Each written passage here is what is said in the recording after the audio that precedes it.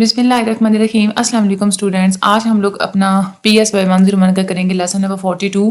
Lesson number 42 में हम लोग इंडस्ट्रियल एंड ऑर्गेनाइजेशनल साइकोलॉजी के बारे में हम लोग बात करेंगे। ये वाली कौन सी साइकोलॉजी होती है? देखिए, वर्क प्लेस के अंदर जो वर्कर्स होते हैं उनको कैसे मेंटेन रखना है, उनको कैसे मोटिवेट करना है, वर्कर्स को जॉब के लिए कैसे फिट करना है और जॉब को वर्कर्स के लिए कैसे फिट करना है। ठीक है, यानी कि लोगों के हिसाब से अपने ऑर्गेनाइजेशन का माहौल कैसे बदलना है या अपनी ऑर्गेनाइजेशन के हिसाब से लोगों के एटीट्यूड्स को कैसे बदलना है ताकि एक अच्छा आउटपुट आपको अपनी ऑर्गेनाइजेशन में मिल सके। ये सब कुछ हम लोग इसी ब्रांच के अंदर स्टडी करते हैं। यूं समझ लें कि वर्क प्लेस की साइकोलॉजी को हम लोग इन्वेस्टिगेट करते हैं, कुछ साइंटिफिक मेथड्स और नॉलेज का इस्तेमाल करते हैं हम लोग, और लोगों के बिहेवियर्स को, उनकी सोच को, उनके अफेक्ट्स को हम लोग स्टडी करते हैं वर्क सेटिंग्स में। अब इसमें ज़्यादातर दो चीज़ों के ऊपर ही फोकस किया जाता है। एक चीज़ इसके ऊपर फोकस किया जाता है कि हम लोग कैसे सही बंदे को जॉब के लिए फिट कर सकते हैं, सही बंदा कैसे ढूंढ सकते हैं और फिर हम लोग उसको कैसे ट्रेन कर सकते हैं कि हमारी जॉब के साथ बिल्कुल वो फिट हो जाए।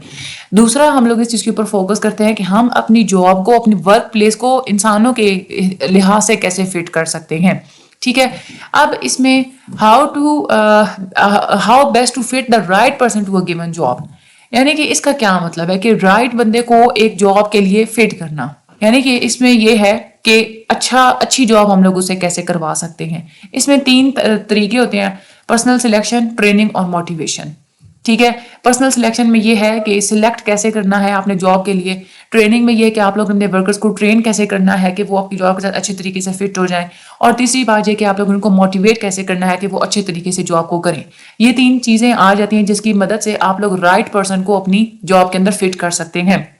दूसरी बात यह है कि how to fit the job to the person, यानी कि आप अपनी जॉब को लोगों के लिए कैसे फिट कर सकते हैं। इसमें आप लोग अपने वर्क लाइफ की क्वालिटी को बेहतर करें, जॉब सेटिस्फेक्शन और वर्कर्स की सेफ्टी, ये तीन चीज़ें आ जाती हैं जिसकी मदद से आप लोग अपनी जॉब को पर्सनस के लिए, लोगों के लिए फिट कर सकते हैं। अब हम लोग इन दोनों चीज़ों को बारी बारी डिटेल में स्टडी करेंगे। सबसे पहले हम लोग स्टडी करते हैं fitting the right person to the job, यानी कि सही बंदा ढूंढना और फिर उसको जॉब के लिए फिट करना, ये आप लोग कैसे कर सकते हैं। इसमें चार चीज़ें इन्वॉल्व होती हैं। सबसे पहले जॉब एनालिसिस, दूसरी चीज़ पर्सनल सिलेक्शन, तीसरी चीज़ आती है पर्सनल ट्रेनिंग और चौथी चीज़ आती है वर्कर्स की मोटिवेशन। सबसे पहले जॉब एनालिसिस क्या होता है? जॉब एनालिसिस का मतलब ये होता है कि सही बंदा जॉब के लिए ढूंढना, that is a job analysis. सिर्फ ढूंढना, सिलेक्ट नहीं करना, सिर्फ ढूंढना। आप लोग कैसे ढूंढ कैसे सकते हैं? इसमें क्या आप लोग कर सकते हैं कि आप लोग स्पेसिफिक सी जॉब, अपनी जॉब की जो है ना स्पेसिफिक सी डिस्क्रिप्शन प्रिपेयर करें जिसमें आप लोग सारी क्वालिटीज़ और बिहेवियर्स लिखें कि हमें इस क्वालिटीज़ और इस बिहेवियर का बंदा हमें अपनी जॉब के लिए चाहिए।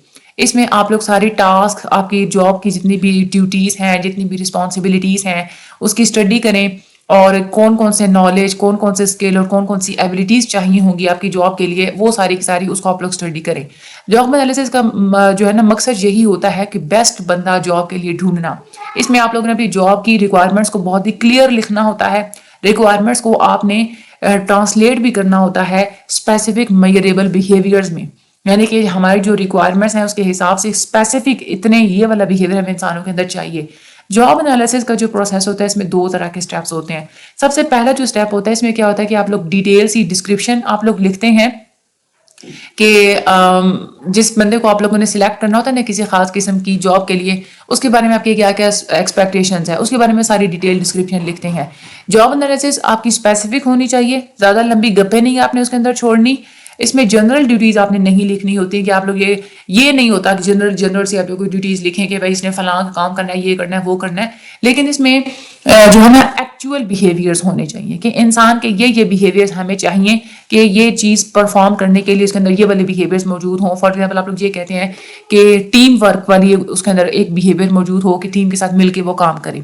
ठीक है, उसके बाद जनरली जो एक जनरल सी जो ऊपर की जो जितनी भी ड्यूटीज़ और रिस्पॉन्सिबिलिटीज़ होती है ना वो आप लोगों ने इसके अंदर स्पेसिफाई करना होता है। स्टेप 2 ये होता है कि आपने परफॉर्मेंस क्राइटेरिया देना होता है।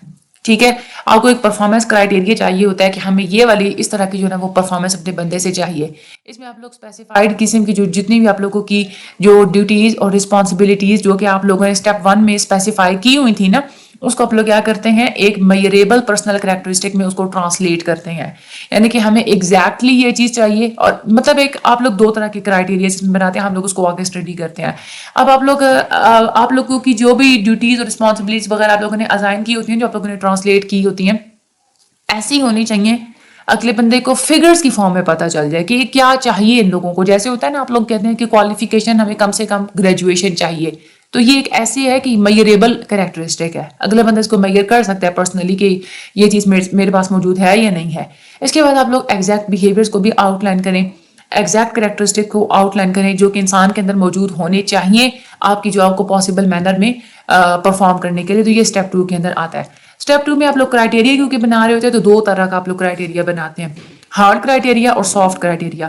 ہارڈ کرائٹیریا کا مطلب یہ ہوتا ہے کہ آبجیکٹیو کرائٹیریا ہوتا ہے, آبجیکٹیوز کی فارم میں نا, یعنی کہ یہ سبجیکٹیو نہیں ہوتا, یوں سمجھے کہ یہ نمبرز کی فارم میں زیادہ تر ہوتا ہے. یہ جو کرائٹیریا ہوتا ہے اس میں آپ لوگ سیلری بتاتے ہیں, نمبر آف یونٹس کتنے سولڈ کرنے پڑیں گے, نمبر آف ایبسینٹیز کتنی زیادہ آپ لوگوں کی جو آرگنائزیشن ہے اس میں کتنی زیادہ الاؤ ہیں, نمبر آف ایبسینٹیز, یہ ساری چیزیں آپ لوگ لکھتے ہیں. یوں سمجھ لیں کہ ڈیجٹس کی فارم میں یہ والا کرائٹیریا زیادہ تر ہوتا ہے. دوسری طرف جو سافٹ کرائٹیریا ہوتا ہے نا, وہ ہوتا ہے سبجیکٹیو کرائٹیریا. اس میں یہ ہوتا ہے کہ آپ لوگ یہ کہتے ہیں کہ پرسنلی انسان کے اندر کون سی چیزیں پائی جانی چاہیے, ٹھیک ہے, اس کے اندر کون سی آپ لوگوں کو کس قسم کا اس کا بیہیویئر ہونا چاہیے, اس کے اندر سینس آف ہیومر ہونا چاہیے, کریٹیوٹی ہونی چاہیے, ٹیم کے فارم میں کام کرنے کی اس کے اندر صلاحیت موجود ہونی چاہیے. یہ ساری چیزیں آپ لوگ سافٹ کرائٹیریا کے اندر بتاتے ہیں کہ ہمیں یہ والے بیہیویئرس چاہیے انسان کے اندر, ایک اکیڈیمک سے ہٹ کے بھی یہ والے اسکلز انسان کے پاس موجود ہونے چاہیے. اس کے بعد آ جاتا ہے دوسرا ٹاسک, جاب انالیسس آپ لوگوں نے کر لیا, آپ لوگوں نے سارا کچھ بتا دیا, ڈسکرپشن آپ نے کر دی. اس کے بعد آ جاتی ہے پرسنل سلیکشن. پرسنل سلیکشن میں آپ لوگ صحیح رائٹ بندے کو سلیکٹ کرتے ہیں یہاں پہ, ٹھیک ہے. پرسنل سلیکشن میں آپ لوگ کیا کرتے ہیں کہ سب سے پہلے تو آپ لوگ طریقہ ڈھونڈتے ہیں کہ ہم نے بیسٹ ایپلیکنٹ کو سلیکٹ کیسے کرنا ہے. پھر آپ لوگ ڈیسیجن لیتے ہیں کہ کس ایپلیکنٹ کو ہم نے رکھنا ہے اور کس کو ہم نے نہیں رکھنا, ٹھیک ہے. ریٹینشن کا مطلب یہی ہوتا ہے کہ آپ نے کس کو رکھنا ہے. پھر آپ لوگ ڈیسیجنس لیتے ہیں پروموشن سے ریلیٹڈ, کس ایپلیکنٹ کو کس کو آپ لوگوں نے آگے پروموٹ کرنا ہے یا پروموشن کیسے دینی ہے, وہ ساری چیزیں آپ لوگ. اس کے بعد آپ لوگ ڈیسیجنز اس میں لیتے ہیں ٹرمینیشن کے حوالے سے بھی کہ کن کو آپ نے سلیکٹ نہیں کرنا ہے, کن کو آپ لوگوں نے نکال دینا ہے. اس میں پرسنل سلیکشن کے لیے بھی آپ لوگ سٹیپس کا استعمال کرتے ہیں. سب سے پہلے آپ لوگ اپلیکیشن فارم ایک استعمال کرتے ہیں. اپلیکیشن فارم کیا ہوتا ہے, یوں سمجھ لیں کہ ایک اسکریننگ ڈیوائس ہوتی ہے, جو کہ ایک یوں سمجھ لیں کہ آپ کو گریجویٹس چاہیے نا, تو ہمارے پاکستان کے اندر فار ایگزامپل 14 لاکھ گریجویٹ ہیں. اپلیکیشن فارم جب آپ لوگ دیتے ہیں نا, تو اس کی وجہ سے اپلیکیشن فارم کو جو لوگ فل کریں گے نا, یوں سمجھ لیں کہ 14 لاکھ میں سے ایک طریقے سے اسکرین آؤٹ ہو گئی یا چھانٹی ہو کے نا کچھ گریجویٹس آپ کے پاس آ جائیں گے. جو لوگ اپلیکیشن فارم کو فل کریں گے وہ ایک طریقے سے پوری ہماری 14 لاکھ کی جو گریجویٹڈ کی جو آبادی تھی اس میں سے وہ اسکرین آؤٹ آپ لوگوں نے ان کو کر لیا. اب اپلیکیشن فارم کی وجہ سے آپ نے آگے جو انٹرویو میں آپ نے جو کچھ پوچھنا ہوتا ہے نا, اس سے ریلیٹڈ آپ کو انفارمیشن اور کیوز وغیرہ بھی مل جاتے ہیں. اور اپلیکیشن فارم کیونکہ اس میں اگلا بندہ اپنی ایبلٹیز کے بارے میں بتاتا ہے, اپنے اکیڈیمک ریکارڈ کے بارے میں بتاتا ہے, جاب ہسٹری کے بارے میں بتاتا ہے سارا کچھ. تو اس کی بنا پہ آپ لوگ ایک تو یہ ہے کہ انٹرویو میں کیے جانے والے سوالات کو بھی آپ لوگ اسٹرکچر کر سکتے ہیں, لکھ سکتے ہیں. دوسرا یہ ہے کہ آپ لوگ فیوچر کے بارے میں بھی پریڈکٹ کر سکتے ہیں کہ یہ انسان کتنا اچھا پرفارم کرے گا, اس کی جو ہے نا پرسنل ایبلٹی اور پوٹینشیل کا صلاحیتوں کا آپ لوگ اندازہ لگا سکتے ہیں اس کی جاب ہسٹری سے اور اس کے اکیڈیمک ریکارڈ سے. اچھا, اپلیکیشن فارم کی وجہ سے آپ لوگوں کے پاس کافی سارے نام آ گئے. اس کے بعد آپ لوگ کیا کرتے ہیں, امپلائمنٹ انٹرویو کرتے ہیں. انٹرویو 2 طرح کے ہوتے ہیں, اسٹرکچرڈ بھی ہوتے ہیں, انسٹرکچرڈ بھی ہوتے ہیں. ہم یہ کیا ہوتے ہیں یہ آپ لوگ بڑے اچھے طریقے سے پہلے پڑھ چکے ہیں.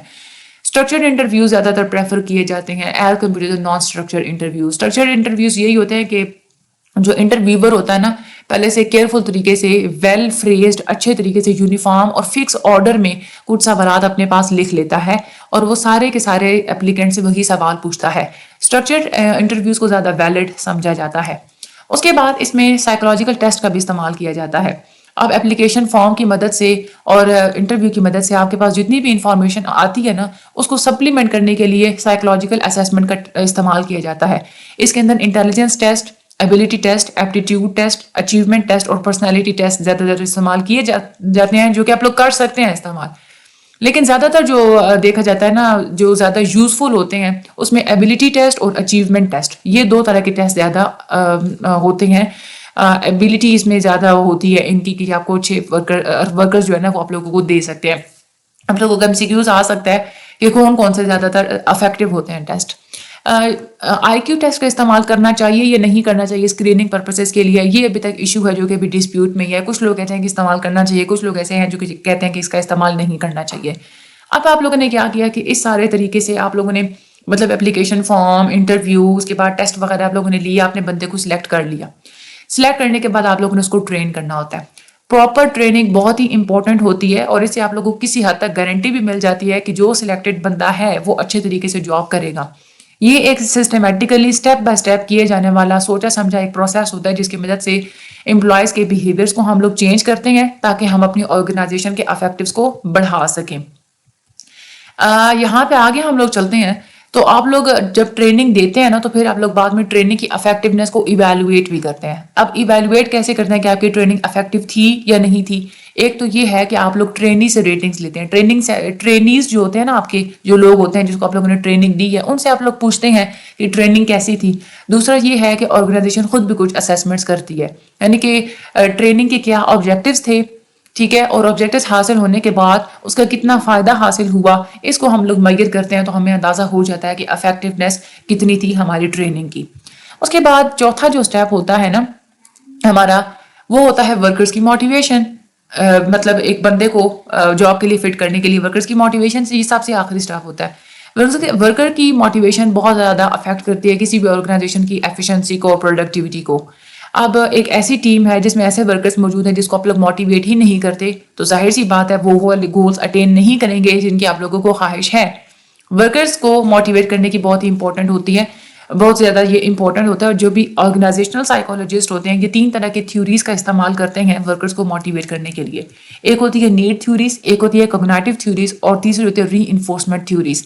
नीड थ्योरीज कौन सी होती हैं? ये वाली थ्योरी बिल्कुल सेम वैसी है जो कि मैस्लो ने हायरार्की ऑफ नीड्स बताई थी ना, जिसमें सबसे ज़्यादा बेसिक नीड्स होती हैं जो कि आसानी से पूरी हो जाती हैं और कुछ हमारी कम्प्लेक्स नीड्स होती हैं जिनको पूरा करना या तो मुश्किल होता है या तो फिर वो बिल्कुल अधूरी रह जाती हैं, हम लोग उनको पूरा कर ही नहीं पाते।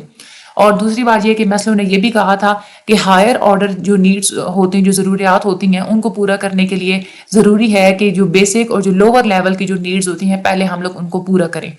ये वाली जो थ्योरी है ना, मैस्लो की जो थ्योरी थी, इसी को हम लोग काम के साथ रिलेट करते हैं और इसके मुताबिक हम लोग अपने वर्कर्स को इस तरीके से हम लोग मेंटेन जो है ना वो मोटिवेट कर सकते हैं कि शुरू में जो वर्कर्स होते हैं ना उनका कंसर्न होता है सैलरी के साथ और जॉब की सिक्योरिटी के साथ। अगर आप लोगों को याद हो, बेसिक नीड्स होती है ना सबसे पहले, ठीक है, वो बेसिक नीड्स तो जाहिर सी बात है कि इंसान अपनी सैलरी से ही पूरा कर सकता है।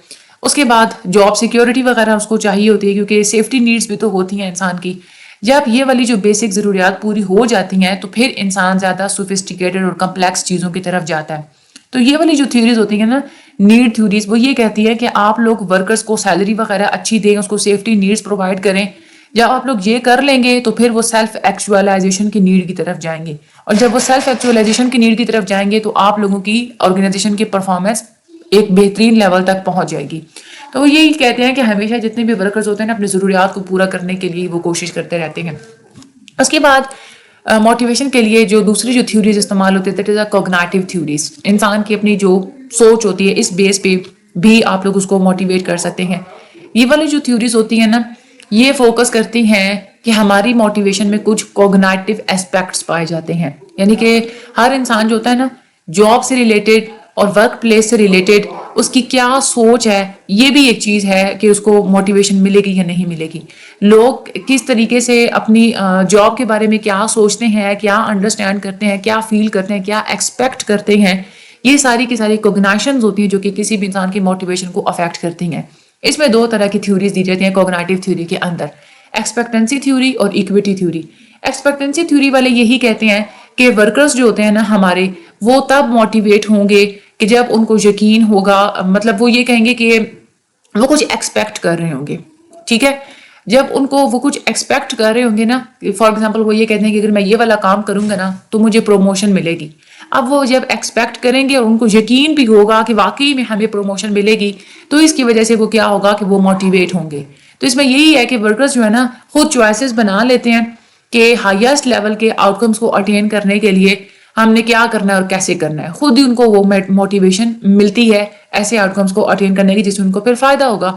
دوسری ہوتی ہے ایکویٹی تھیوری. کوگنیٹو تھیوریز میں یہ ایکویٹی تھیوری وہ ہوتی ہے کہ جو ورکرز جو ہوتے ہیں نا وہ ہمیشہ اپنا ان پٹ اور آؤٹ پٹ یعنی کہ انہوں نے آرگنائزیشن کے لیے کیا کچھ کیا اور ان کو کتنا رزلٹ ملا اس چیز کو اپنے دوسرے ورکرز کی ان پٹ اور آؤٹ پٹ کے ساتھ کمپیئر کرتے ہیں.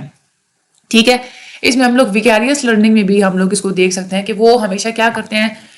فار ایگزامپل آپ وہ یہ دیکھیں گے نا کہ ہمارا جو فیلو ورکر ہے ایک اس کو پروموشن ملی ہے تو وہ یہ پہلے اچھے طریقے سے ایویلویٹ کریں گے اس کو پروموشن کیوں ملی ہے, میں نے کیا کام کیا مجھے پروموشن نہیں ملی, اس نے ایسا کیا کام کیا کہ اس کو پروموشن ملی. اپنے ان پٹ اور آؤٹ پٹ کو دوسرے ورکر کے ان پٹ اور آؤٹ پٹ کے ساتھ میچ کریں گے تو یوں ہم کہہ سکتے ہیں نا کہ دوسرے فیلو کی کامیابی کو اس نے آبزرو کیا, اس کا جو موڈ آف ورکنگ تھا اس کو آبزرو کر کے پھر وہی ان کو موٹیویشن ملے گی اور ویسا وہ اچھا کام کریں گے. تو یہ ہوتی ہے ایکویٹی تھیوری. ٹھیک ہے. دوسری چیز یہ والی تھیوری یہ بھی کہتی ہے کہ جو لوگ ہوتے ہیں نا بعض دفعہ وہ یہ کہتے ہیں کہ ہم نے کیا کیا آرگنائزیشن کے لیے اور ہمیں جو ریوارڈ ملا اور جو ہمارے فیلو ورکرز ہیں ان کو کیا ریوارڈ ملا. اگر دوسرے ورکرز کا ریوارڈ زیادہ ہے ایز کمپیئر ٹو دس تو پھر لوگ تھوڑے ڈس اپوائنٹ بھی ہوتے ہیں. تو پھر یہاں پہ چاہیے کہ آرگنائزیشن کو ایکویٹی تھیوری کو مد نظر رکھتے ہوئے ورکرز کو موٹیویٹ کرنا چاہیے, ان کو ریزنز بتانے چاہیے کہ دوسرے لوگوں کو اگر کوئی زیادہ ریوارڈ ملا ہے تو اس کو کس بیس میں ملا ہے. تیسری جو تھیوری ہے نا جو آپ لوگ ورک موٹیویشن میں استعمال کر سکتے ہیں that is a reinforcement theory. یہ لرننگ پرنسپلس کی ہی بنیاد پہ ہے. کیا اس میں آپ لوگ کیا ہوتا ہے کہ آپ لوگ کس طرح کی موٹیویشن کس طرح کی ری انفورسمنٹ اپنے ورکرز کو دے رہے ہیں, ریوارڈز اور پنشمنٹ دے رہے ہیں. یہ اس چیز کے اوپر بھی ڈیپینڈ کرتا ہے کہ انسان کے اندر یا ورکرز کے اندر موٹیویشن بڑھے گی یا کم ہوگی. پازیٹیو ری انفورسمنٹ اگر آپ لوگ دیں گے تو ظاہر سی بات ہے کہ وہ پروڈکشن کو بڑھائیں گے. اگر آپ لوگ پنشمنٹ وغیرہ دیں گے تو وہ اپنی موٹیویشن ان کی کم ہو جائے گی تو وہ اچھے طریقے سے کام نہیں کریں گے. اگر کوئی بھی کسی قسم کی آپ لوگ ری انفورسمنٹ نہیں دے رہے تو بھی ان لوگوں کی جو موٹیویشن ہے وہ ڈسکریج ہو جائے گی, وہ موٹیویٹ نہیں ہوں گے. اب گول سیٹنگ یہ بھی ایک موٹیویشنل ٹیکنیک ہے. موٹیویٹ کرنے کے لیے آپ لوگ گول سیٹ کریں نا. جب آپ لوگ گول سیٹ کرتے ہیں آلریڈی ورکرز موٹیویٹ ہو جاتے ہیں کہ ہم نے یہ والا جو ہے نا وہ گول ہم نے یہ والا گول اچیو کرنا ہے, ان کو ایک موٹیویشن ملتی ہے اس گول سے. ڈیفیکلٹ گولز کو آپ لوگ سیٹ کریں لیکن ایسے گولز ہونے چاہیے جو کہ اچیویبل ہونے چاہیے, اتنے بھی ڈیفیکلٹ نہیں ہونے چاہیے کہ کوئی ان کو حاصل ہی نہ کر سکے. آپ لوگوں کے گول اسپیسیفک ہونے چاہیے اور فوکس ہونے چاہیے کہ آپ کے آرگنائزیشن اور آرگنائزیشن کے اندر موجود ہر بندہ اس کے اوپر فوکس کرے کہ ہم نے ان کو حاصل کرنا ہے. گول کی اچیومنٹ سے متعلق آپ لوگ فیڈ بیک بھی دیں, یہ بھی آپ لوگ ریگولرلی آپ کو پرووائڈ کرتے رہنا چاہیے. امپلائز کو پتہ بھی ہونا چاہیے اسپیسیفک گولز کے بارے میں اور آپ کے امپلائز ان گولز کو ایکسیپٹ بھی کرتے ہوں. کلچرل کنسرنز بھی بہت امپورٹنٹ ہوتے ہیں, یعنی کہ کوئی ہوتی ہے نا آرگنائزیشن ان کا ایسا کلچر ہوتا ہے مل جل کے کام کرنے والا, ایک ٹیم کی فارم میں کام کرنے والا. تو جہاں پہ ورکنگ ٹوگیدر والا ماحول ہوتا ہے وہاں پہ گول سیٹنگ بہت زیادہ امپورٹنٹ ہوتی ہے as compared to the individualistic cultures. اچھا یہ تو ہم لوگوں نے یہ دیکھا تھا کہ fitting the person to the job, یعنی کہ آپ ایک بندے کو جاب کے ساتھ کیسے فٹ کر سکتے ہیں. اب ہم لوگ یہ دیکھتے ہیں fitting the job to the person, یعنی کہ آپ لوگ جاب کو کیسے اپنے جاب کی ورک پلیس کو ماحول کو آپ لوگ کیسے چینج کر سکتے ہیں کہ لوگ جو ہے نا وہ سیٹسفائی ہوں. اس میں کیا ہوتا ہے کہ آپ لوگ جاب کو اور ورک پلیس کو آپ لوگ مولڈ کرتے ہیں اور آپ لوگ چینج کرتے ہیں اور اس طریقے سے آپ لوگ چینج کرتے ہیں کہ جو ورکرز ہیں وہ ایک آپٹیمل ایفیشنسی اور پروڈکٹیوٹی دے سکے. آپ لوگ اپنی جاب کو چینج کریں, اپنے جاب کے ورک پلیس کو آپ لوگ اس طریقے سے مولڈ کریں اور چینج کریں کہ جو ورکرز ہیں وہ اچھا جو پروڈکٹیوٹی جو ہے نا وہ آپ کو دے سکیں. اس میں ایک چیز ہوتی ہے جاب سیٹسفیکشن. جاب سیٹسفیکشن انسان کو حاصل ہونی چاہیے, آپ کے ورکرز کو حاصل ہونی چاہیے. جاب سیٹسفیکشن کا کیا مطلب ہے؟ ایک ایسا ایٹیٹیوڈ یا ایک پازیٹیو فیلنگس کی کلیکشن جاب یا جاب کے ایکسپیرینس سے ریلیٹڈ. کوئی بھی انسان اگر کوئی پازیٹیو فیلنگ رکھتا ہے, اس کو پازیٹیو ایٹیٹیوڈ ہے, اس کا مطلب کیا ہے وہ اس جاب سے سیٹسفائی ہے, جاب سیٹسفیکشن ہے. جاب سیٹسفیکشن میں ڈیسیجن میکنگ بہت امپورٹنٹ ہے, یعنی کہ آپ اپنے ورک پلیس پہ ڈیسیجنس کیسے لیتے ہیں. اس بنا پہ بھی کچھ لوگ ہوتے ہیں جو کہ سیٹسفائی ہوں گے جاب سے, کچھ جو ہے وہ سیٹسفائی نہیں ہوں گے. دو طرح کے ڈیسیجن میکنگ جو ہے نا وہ لی جاتی ہے بہت ساری آرگنائزیشنس کے اندر. ایک ہوتی ہے ڈی سینٹرلائزڈ ڈیسیجن میکنگ اور دوسری ہوتی ہے سینٹرلائزڈ ڈیسیجن میکنگ. جو ڈی سینٹرلائزڈ ڈیسیجن میکنگ ہوتی ہے اس کا مطلب یہ ہوتا ہے کہ ڈیسیجن لینے کی جو ایک پاور ہے نا وہ پوری آرگنائزیشن کے پاس ہوتی ہے. امپلائز سے بھی مشورہ کر کے ان کے ساتھ بھی بات چیت کر کے پھر ہی کوئی ڈیسیجن لیا جاتا ہے. اور جو سینٹرلائز ڈیسیجن ہوتی ہے یہ ہوتا ہے کہ ساری اتھارٹی اور پاور صرف ایک بندے کے ہاتھ میں ہوتی ہے یا کچھ انڈیویجولس کے ہاتھ میں ہوتی ہے جو کہ ٹاپ پہ ہوتے ہیں اور وہ خود ڈیسیجن لیتے ہیں اور امپلائز کو صرف فیصلہ سنا دیتے ہیں. جاب سیٹسفیکشن ان آرگنائزیشنز میں زیادہ ہوتی ہے جن کے اندر ڈی سینٹرلائز ڈیسیجن میکنگ ہوتی ہے, یعنی کہ وہ ورکرز کو بھی ساتھ ڈیسیجن میکنگ میں انوالو کرتے ہیں. جاب سیٹسفیکشن سے ریلیٹڈ کچھ فیکٹس ہیں. جو ہماری یوتھ ہوتی ہے نا یہ زیادہ تر ڈسسیٹسفائی ہوتے ہیں جاب کے ساتھ, اور جو پرانے جو اولڈ ورکرز ہوتے ہیں وہ جاب سے ڈسسیٹسفائی ہوتے ہیں زیادہ تر اپنے کیریئر کے اینڈ پہ. اور میل اور فیمیل کے درمیان کوئی ڈسکریمنیشن نہیں پائی جاتی کہ جاب سیٹسفیکشن میں میل زیادہ سیٹسفائی ہوتے ہیں یا فیمیل زیادہ سیٹسفائی ہوتی ہیں. اور دوسری بات یہ کہ جاب سیٹسفیکشن میں اور کسی کا جو جاب کا جو لیول ہے یا جو اسٹیٹس ہے نا یا جو پروموشن لیول ہے اس کے درمیان میں ایک پازیٹیو ریلیشن شپ ہے, جس کی زیادہ جتنی اچھی جاب ہوگی زیادہ سیلری ہوگی زیادہ اس کا ہائی لیول ہوگا اتنی ہی زیادہ اس کی جو ہے نا وہ جاب سے سیٹسفائی ہوگا, اس کی جاب سیٹسفیکشن اتنی ہی زیادہ ہوگی. اب جاب کی اور جاب سیٹسفیکشن کی نیچر کی اگر ہم لوگ بات کرتے ہیں تو یہ ڈیپینڈ کرتی ہے دو چیزوں کے اوپر کہ جاب سیٹسفیکشن آپ لوگ کیسے حاصل کر سکتے ہیں. دو چیزوں کے اوپر یہ ڈیپینڈ کرتی ہے. ایک ہوتی ہے جاب کلیئرٹی. جاب کلیئرٹی کا مطلب یہ ہوتا ہے کہ ایک بندہ ہے نا آپ لوگ اس کو بتائیں کہ ہماری آرگنائزیشن کے قانون کیا ہیں اور آپ لوگ کوئی بھی آرگنائزیشن جو ہے وہ کیا ایکسپیکٹ کر رہی ہے بندے سے. اس کو واضح طور پہ ورکر کو پتا ہونا چاہیے کہ میری یہ والی رسپانسبلٹیز ہیں, میرے یہ والے کام ہیں, میری آرگنائزیشن مجھ سے یہ ایکسپیکٹ کر رہی ہے تو میں نے ان ایکسپیکٹیشنز کو پورا کرنا ہے. تو اس سے وہ کیا ہوگا جاب سیٹسفیکشن بڑھے گی. دوسری چیز ہوتی ہے رول کنفلکٹس. رول کنفلکٹ کا بہت ہی نیگیٹو افیکٹ ہوتا ہے جاب سیٹسفیکشن کے اوپر.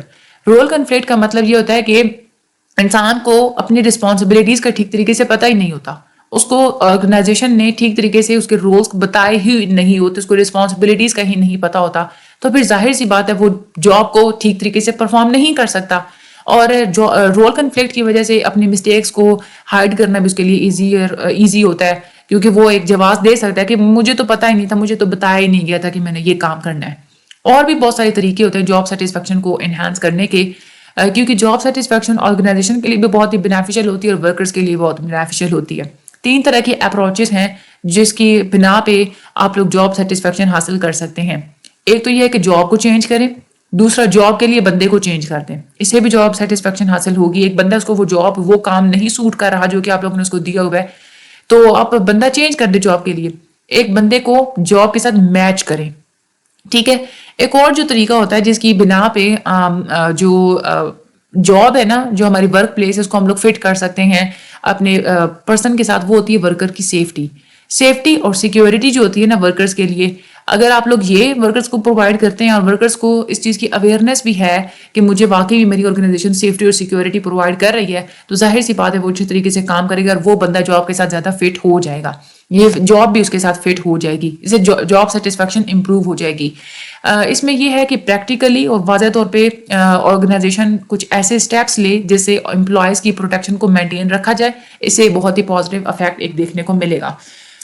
اچھا, انشاءاللہ اگلے لیکچر میں ہم لوگ کنزیومر سائیکالوجی کے بارے میں بات کریں گے.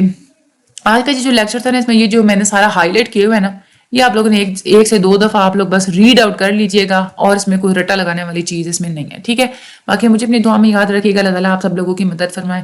ویڈیو کو آگے شیئر لازمی کیجیے گا, آگے چینل آگے دوسرے لوگوں کو آپ لوگ ضرور جو ہے نا وہ بتایا کریں ان لوگوں کو آپ لوگ. ٹھیک ہے, ایڈوائس دیے کریں ان کو بھی, اور باقی لوگوں کو بھی چینل پہ ضرور لے کے آئیے گا. جن لوگوں نے نہیں سبسکرائب کیا ہوا وہ سبسکرائب کر لیں. ڈسکارڈ پہ جنہوں نے نہیں جوائن کیا ہوا وہ وہاں پہ ہمیں جوائن کر سکتے ہیں. باقی مجھے اپنی دعا میں یاد رکھیے گا. Thank you so much.